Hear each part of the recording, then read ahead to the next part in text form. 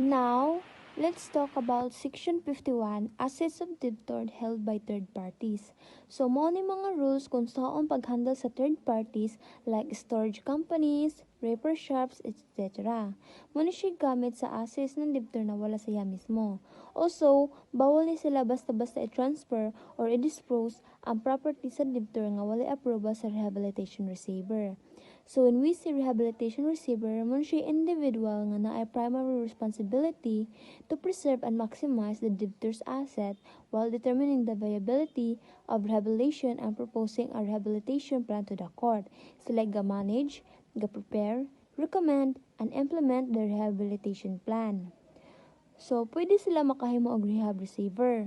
First, pwede nila makuha ang balik ang property basta makabayad sila atong may claims like pasisori lane. Pwede sa nila pasagda ang third party kung asa mo siya makabenefit ato no or mutaas ang value. Pwede sad sila mo gamit og laing way nga makataba sa rehabilitation. Pero need gihapon og court approval after notice and hearing. Now let's forward to Section 52, Rescission or Nullity of Unauthorized Acts. About na po siya sa pag-void sa mga transaction naghihimo nga wala pahintulat after mag-start sa rehab. Natay general rule. Ang katuntanang sale, payment, o transfer ng assets ng debtor nga dili part sa normal business operation kay void ni siya if walay court approval. Natay exemption nga pwede ra ma-approve ng court after hearing. First, kung makatabang ni sa rehab plan. Second, kung need maghimo og replacement na collateral. Third, pwede ra bayaran tong mga valid quasi-daily claims na sakop ng insurance. Section 53, Asset at Risk of Depreciation. About ni siya sa mga assets nga dali ra mawala ng value like perishable goods, tech, vehicles, ug unsaan pa-protect unsecured creditors. Section 54, Post-Commencement Interest. Pag nagsugod ng rehab process, dili automatic ang interest rate sa mga utang, secured man or unsecured. Kailangan nakaspecify ni sa mga court-approved rehabilitation plan. Why? Para may flexibility ang court at rehab receiver sa pag-manage sa utang na katong mga company o dali ra mapadali ang recovery. Section 55, Post-Commencement Loans and Obligation. Pwede ra mo utang ang debtor o mopasok sa bagong obligation after magsugod atong rehab kung naay approval sa court o recommendation sa rehab receiver. Pwede diri ang bagong loans na secured by unencumbered property nga wala nakasangla or encumbered property nga nakasangla na pero need gyapon consent sa mga senior secured creditors. Very important ni siya katungod ang katong mga bagong utang kay gi-consider ni siya administrative expenses which means mo ni siya dapat unahan og bayaran. Section 56, Treatment of Employee Claims, natay duha ka priority. First, administrative expenses. Second, pre-commencement claim katong low priority. Ang under sa administrative expenses kay katong wages o compensation sa mga empleyado na need palambuon sa business. O ang katong wages ng separation pay earned after nagsugod ang rehab. Then under naman sa pre-commencement claim kay katong mga separation pay nga na earn nimo before nag-start ang rehab. Section 57, Treatment of Contracts. Tanang valid contracts sa rehab start date kay kapadayon gyapon siya except kung na-cancel ang via final court decision or kanang within 90 days kanang need jud nimo kanang ipaingon sa debtor kung unsa jud gusto niya ipadayon sa each contract. Kailangan sa diri ang consent rehab receiver. If walay confirmation within 90 days, automatic terminated ang contract. Katong mga obligations sa mga confirmed contracts or gibuhat within 90-day period kay consider ni siya administrative expenses. Pero if naay damages tungod sa cancelled contracts, counted ni as pre-commencement claims. Section 58, Rescission or Nullity of Certain Pre-Commencement Transaction. This section deals with transaction made before the rehab case officially started.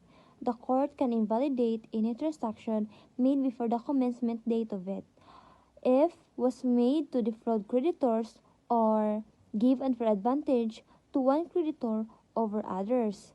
Automatic na pagdudahan jud ang transaction kung gibuhat ni siya within 90 days bago mag-start ang rehab if the debitor receive unreasonably low compensation for something, if a creditor got paid earlier than scheduled, if a creditor got new or extra collateral, if a creditor got more than their fair share of asset while the debtor was insolvent, if the transaction was made to hide asset or frustrate other claims. Section 59, Actions for Rescission or Nullity. These sections outlines who can file cases to invalidate the suspicious pre-commencement transaction and how the benefits are handled. First, we have the rehabilitation receiver can sue to rescind the transaction. If the receiver refuses, a creditor may refuse but must get court approval. If the court allows the creditor to act, the receiver must transfer all legal rights related to the case to that creditor. And if the creditor wins, syempre the recovered value goes first to satisfy the creditor's claims and legal costs. Any extra goes back to the debitor's estate for the benefit of all creditors. The court can allow it but will set a deadline. If the receiver files within that time, any recovered benefits go entirely to the state. These rules are protective mechanism to prevent a debtor from gaming the system before declining the rehabilitation by favoring certain creditors or hiding asset. It also ensures that if something shady was done, either the receiver or a vigilant creditor can undo the damage with their fair distribution of any recovered value. Section 60. No diminution of secured creditor rights. The stay order, which poses enforcement action, does not remove or lessen a secured creditor's right to their security or lien. However, while the stay is in effect, they can enforce or foreclose unless gi-allow ni siya sa court. The court can allow enforcement if secured as it is not essential to the debtor's rehabilitation.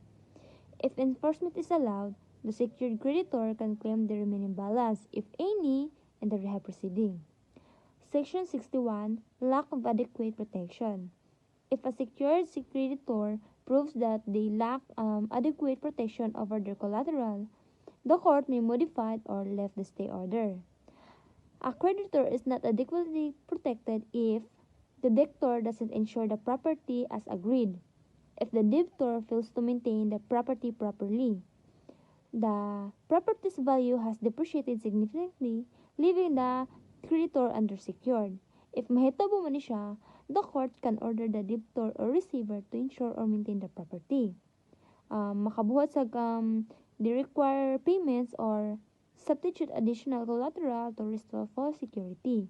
If dili feasible, allow the creditor to enforce their lien unless the property is needed for rehab. Section 63. Consultation with debtor and creditors. If gi-admit na gani sa court ang petition, the rehabilitation receiver must consult with the debtor and all creditor classes because their views may be considered when reviewing, revising, or drafting rehabilitation plan. Next, Section 64. Creditor approval of the rehabilitation plan. The receiver notifies creditors when the plan is ready. Within 20 days, a meeting must be held to vote on the plan. Approval requirements. A class is considered to have approved the plan if creditors holding more than 50% of the total claims in that class vote in favor. The plan is deemed rejected unless all affected creditor classes approve it, but not a court confirmation despite rejection. If the plan is rejected by a class, the court can still confirm it if, first, the plan meets all legal requirements. Second, the rehabilitation receiver recommends it. Third, the debtor's owner lose controlling interest. Section 65. Submission to court. If approved, the receiver submits the plan to court for confirmation. Narrow 5 days to notify creditors on court. Creditors can get copies and may file objections. Section 66. Filing of objections. Creditors have 20 days from court notice to file objections. Ground for objection: A. Approval was obtained by fraud. B. Plan is based on materially false or misleading data. C. The plan is not actually supported by required creditor votes. Now, let's proceed to Section 67. Hearing on objections. If objections are filed, the court schedules a hearing. If an objection is valid, the court may allow the receiver or debtor to cure the problem, or if legally feasible or and in bad faith, convert the case to liquidation under Chapter 5. Section 68, Confirmation or the Rehabilitation Plan. If walay objection or invalid ang objection, pwede gyapon na i-confirm sa korte ang rehabilitation plan. Bisan gay na panay nahabiling disputes dira, i-confirm gyapon na basta na ay inapprobation para makabayad. Mabitaw na atay notable power of court because kanang bisag dili mo pa mo sugot ang tag-iya sa company, pwede na siya i-confirm sa court ang plano kung makatabang ba ni siya sa paglambo sa negosyo. Tanan jud na ay chance nga mag-talk or mag-object. Primi na siya gina-check kung naa ba ni fraud or wrong info. At the end, korte gyapon ang mag-decide sa tanan kung tama para sa negosyo ang plano. Section 69, Effect of Confirmation. Diri na if katong na-confirm na sa korte ang plano. It is a must na mosunod ta ani bisan pag wala ka nag-file og claim. Need i-implement sa debtor ang tanang plano ug dapat bayaran tong creditors nga ayon sa plano. Valid sad tong mga naay contracts basta dili sila kontra alay sa plano nga ilang gibuhat. Ang confirmation order kay dapat nakaayon siya sa rules of court pero pwede gihapon siya nimo ipahagunit sa court ang case para sa mga nahabilin nga issues. Next, Section 70, Liability of General Partners. Partners in a partnership can still be held personally liable for unpaid debts under relevant law despite plan approval. Next, Section 71, Tax Treatment of Forgiven Debt. Debt reduction or forgiveness under the plan are not taxable to encourage successful rehabilitation.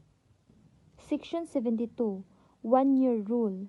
Naay isa ka year mula sa pag-file sa petition para ma-confirm ang plano. If wala kayo na-confirm within 1 year, pwede ni siya mahimog liquidation case. Section 73, Discharge or Rehabilitation Receiver. After confirmation, the receiver must submit a final report and accounting. The court will discharge the receiver unless the plan explicitly requires the receiver's continued rule. The proceeding may be terminated by the court order on motion by any stakeholder or receiver when the plan has been successfully implemented or there is a failure or rehabilitation. Okay, so we have 3 failure of rehabilitation. Include na diri ang court dismissed the petition, the debtor fails to submit a plan, and submitted a plan shows no substantial chance of rehabilitation. Next, the court options upon breach or failure. Allow time to cure the breach, convert to liquidation, permit plan amendment, issue remedial of course, and enforce via writ of execution. Section 75. Effects of termination. Upon termination, the rehabilitation receiver is discharged pending submission of final accounting. The stay order is lifted and creditors can pursue claims again. Exemption. If proceeding fail or the petition is dismissed, not just on technical grounds, the case is automatically converted to liquidation under Section 92. That's all. Thank you.